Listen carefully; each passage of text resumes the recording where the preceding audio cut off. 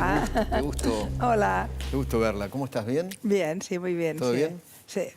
¿Le puedo mostrar un par de videos Sí, que tienen que ver con perfectamente. Israel? Ah, por supuesto. Después también quiero que hablemos del debate presidencial. Bueno, lo ¿no? vi, ¿eh? Lo vi todo. ¿Arrancamos por ahí? ¿Quiere que arranquemos por ahí? Ah, como quieras, sí. ¿Lo vio? Y Yo es que la imagen que yo tenía de Massa no me cambió porque me pareció que Massa era capaz de vender, digamos, una, no sé, una nevera, un esquival, pero... Y por tanto no me pareció un poco...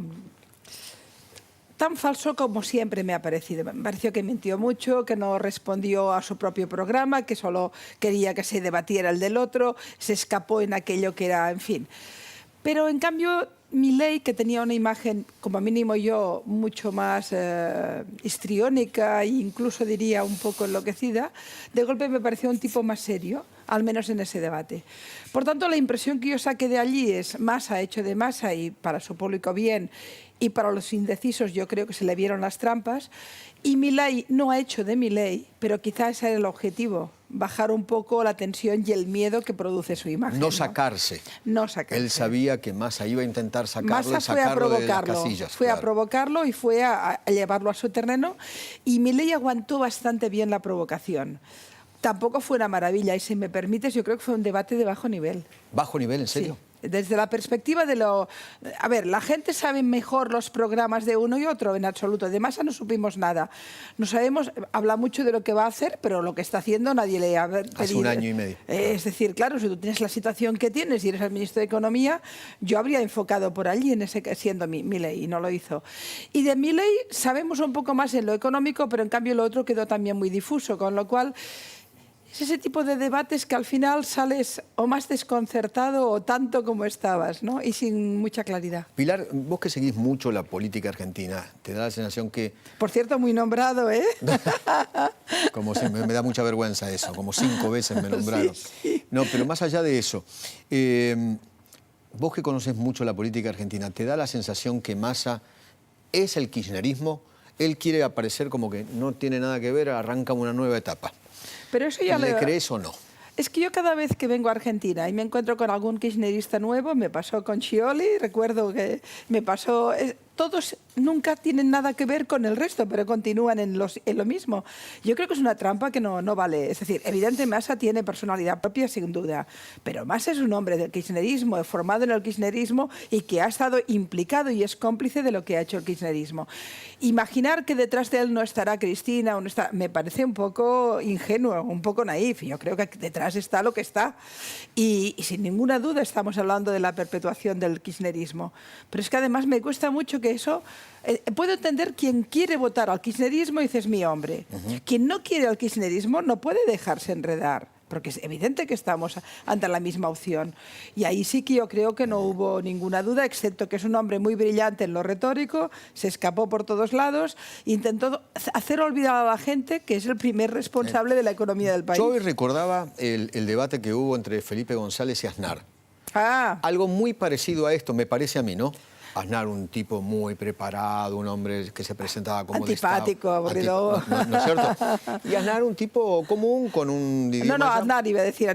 No, Felipe era salamero. No, sí. Aznar era el tipo claro. adusto, antipático. Como Milei, ¿no? Sí, ahí. Y pensar que la prensa en ese momento dio ganador a Felipe González. Y ganó Aznar. Y termina ganando la elección Aznar. ¿Te hace recordar a eso, esto? En parte sí, por un motivo, porque Felipe hizo de Massa, o Massa ha hecho de Felipe. Claro. Es decir, todo el mundo sabía que Felipe era responsable del lío en el que estaba España, que era un desastre en aquel momento, un montón de escándalos. Pero era un hombre de Estado, con experiencia. Y él llegó al debate como si todo aquello que era responsabilidad suya no tuviera nada que ver, ¿no? Claro. Y el otro, que era un tipo más arisco, más duro, más difícil, y que además daba una imagen de cierto miedo. Es decir, Aznar, cuando llega a la política, el Partido Socialista ya se encarga de crear un discurso de mucho terror, ¿no?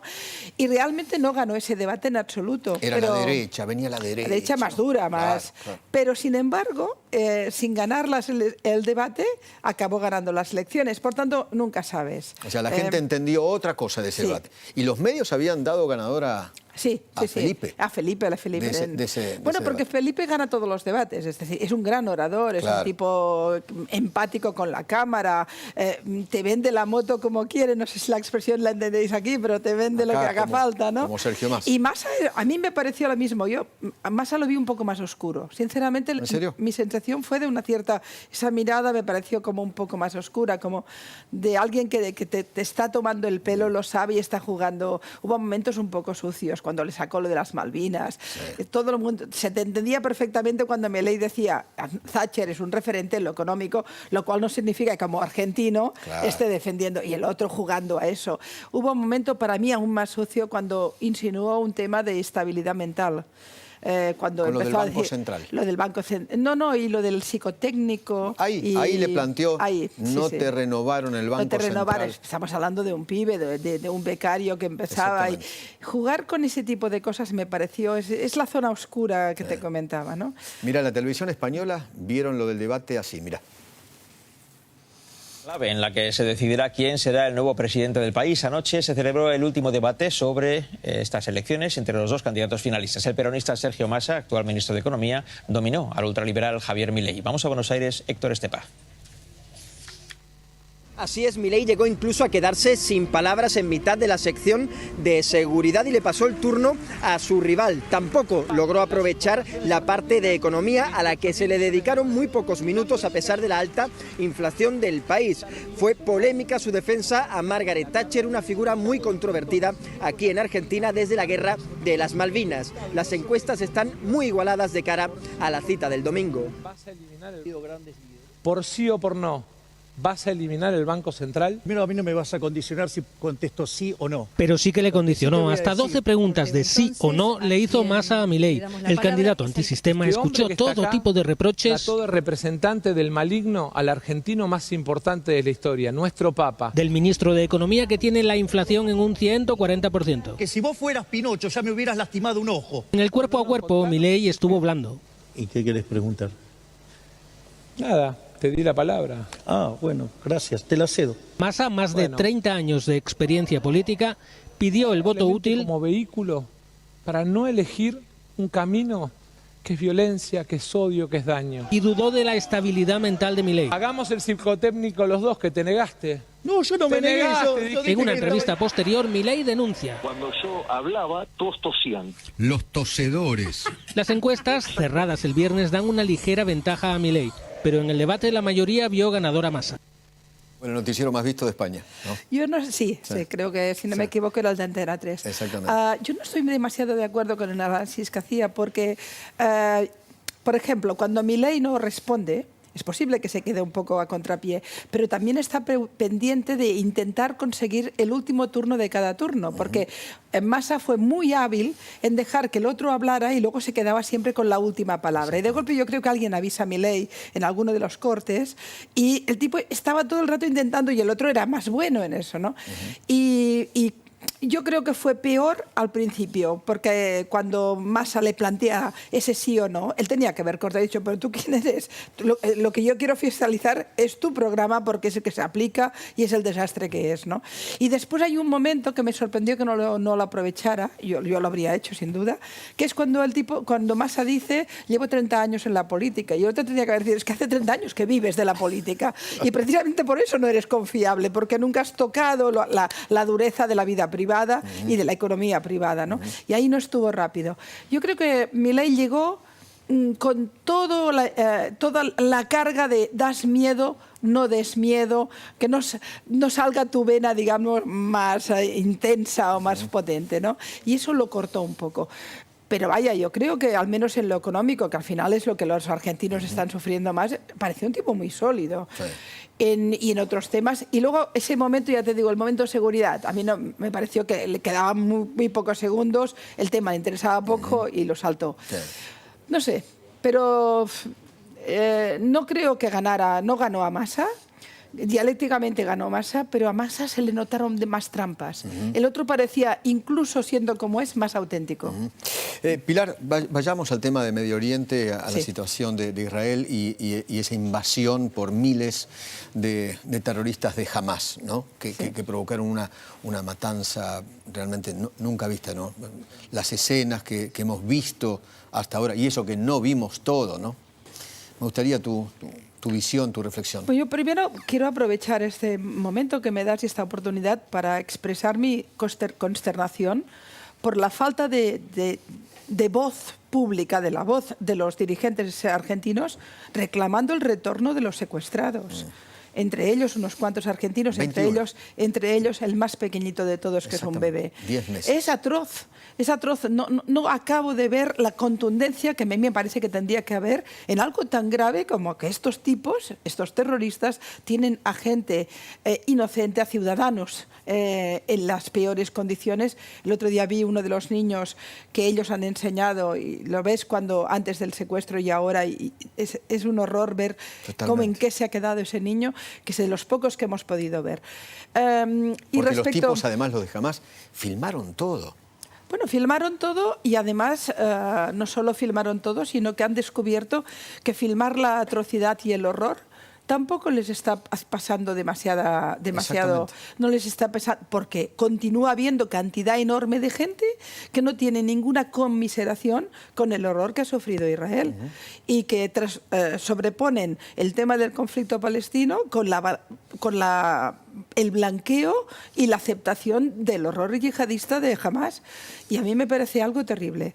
Pero además, mira, Eduardo, yo creo que si hablamos de Israel y Palestina estamos fuera de foco. El foco es Irán y es quien organiza, quien plantea y sin ninguna duda es el mastermind de la operación de la masacre. Y es a Irán a quien le funciona el tema, porque los pobres palestinos, los que actuaron, los que mataron, es evidente que buscaban eso.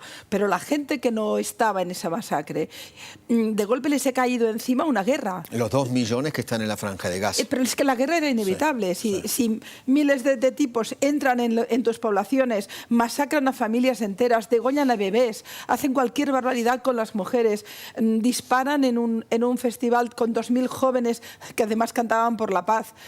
¿Qué te esperas? ¿Que Israel se quede en casa diciendo, pues bueno, mira? Hoy Israel llegó aquí, llegó hasta el propio Parlamento. Hasta el Parlamento. Bueno, es que ya acaban de tomar el Parlamento. No hay ninguna duda que la única posibilidad que tiene Israel en estos momentos es acabar con Hamás. Para acabar con Hamás tiene que intentar preservar lo más posible las vidas civiles de los palestinos, que es algo muy difícil porque toda la estructura, tanto de Hamás como de Yihad Islamía, está entremezclada con hospitales, con escuelas, con centros culturales, en fin, todo está ahí tienen tramado. Secuestrada a la gente dentro de Hamás. Han convertido Gaza desde el momento en que llegó Hamás al poder, convirtió Gaza en un auténtico almacén de armas, de municiones y de guerra. ¿Te puedo mostrar algo que justamente prueba esto que vos estás diciendo? Sí. Llegaron hasta un hospital y mirá lo que encontraron. Ponelo, pon el video. Ponelo, el video del hospital. Gaza City, we are here next to a house of a terrorist. This is one of the senior terrorists who is the head of the operational naval operations that led the raids into Israel. Era un centro de operación dentro del hospital, ¿no? Que acaban de encontrar. His house is 200 yards from the hospital of Rantisi. Next to his house, there is a tunnel. Los túneles estaban ubicados ahí, justamente. Han encontrado túneles en escuelas, Exactamente. Es decir, en los patios de las escuelas. Es algo terrorífico. Y cuando se empiezan a meter... Now I want to show you an operational tunnel. The tunnel is built with electricity. We first Con eso le dan electricidad al túnel. The electricity goes here, and it goes down directly to the tunnel. Now you can see the tunnel. You can see the tunnel. The tunnel is let down more than 20 meters down. The robot found a door that is bulletproof. It's explosive. Bueno, déjalo correr, pero ahí es toda la explicación de cómo efectivamente los terroristas se esconden entre hospitales, colegios. Hace 16 años que Israel se fue de Gaza y lo dejó en manos palestinas, jamás ganó las elecciones, luego hizo un golpe de Estado, bla, bla. Bien, en esos 16 años, Gaza ha recibido ayudas de todo el mundo. Probablemente, una vez leí que en proporción a la población había recibido el doble del Plan Marshall Europeo. En Gaza hay hambre.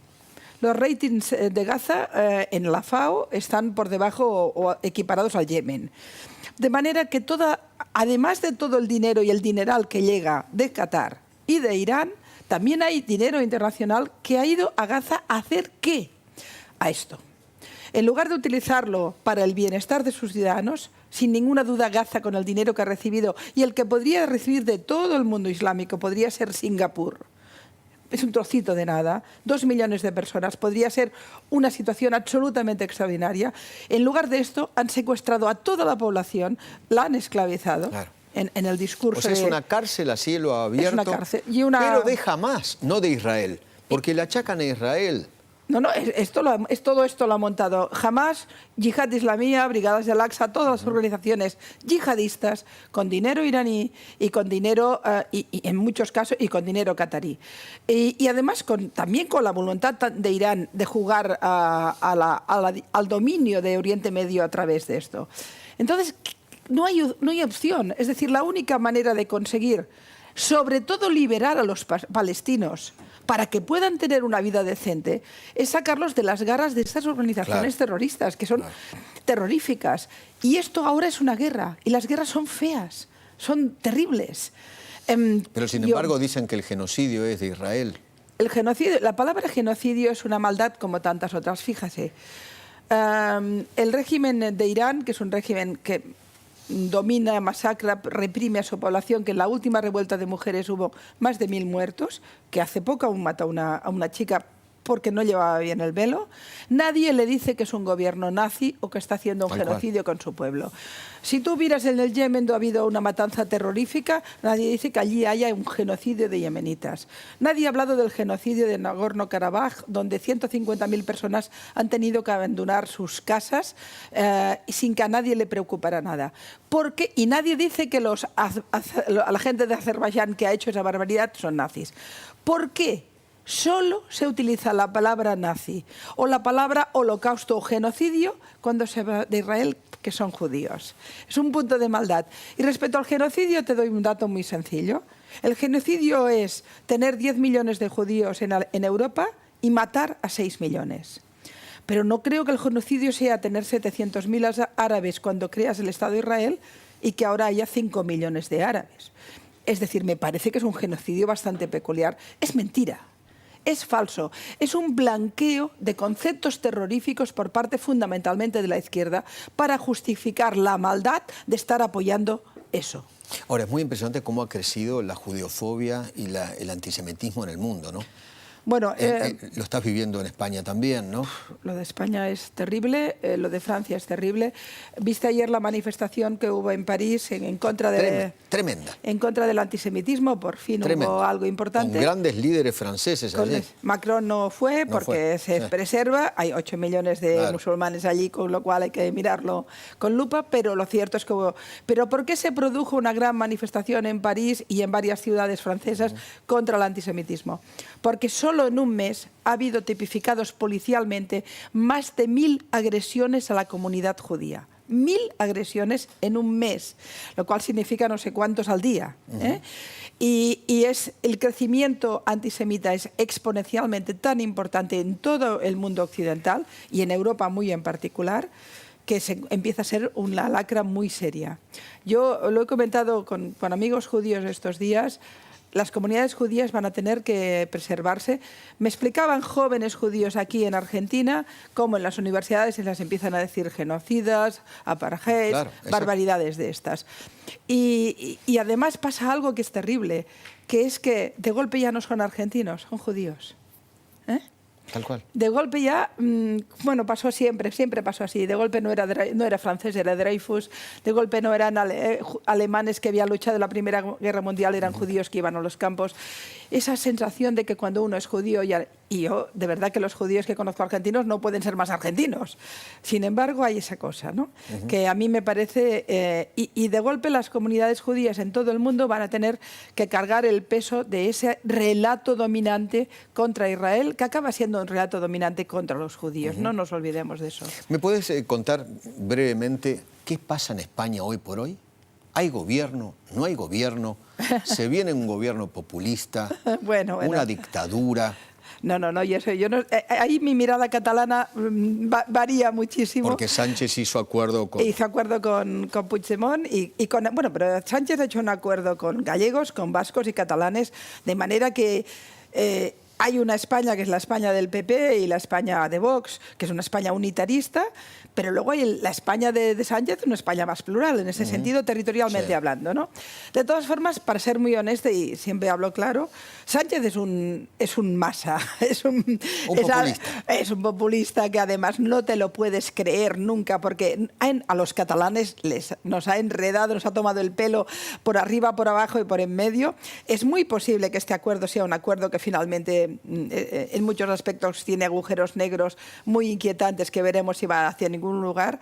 De manera que personalmente, yo confiar en Sánchez 0,0 y de hecho el propio Puigdemont ya en su momento dijo, como no confío en absoluto, quiero hechos contrastables. Sino, la amnistía.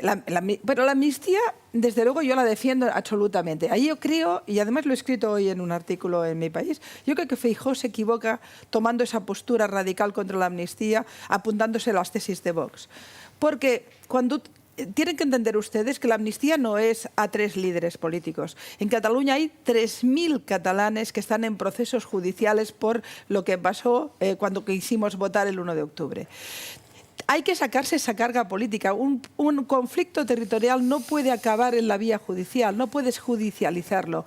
Y la amnistía lo que resolvía era ese aspecto, es decir, bueno, vamos a pararnos, esto ha sido una locura, puedes estar en contra de lo que pasó en el proceso catalán, de acuerdo, puedes tener esa posición, pero no enviar a la gente a las cárceles o a los juicios masivamente como se ha hecho. Ha habido una gran causa general.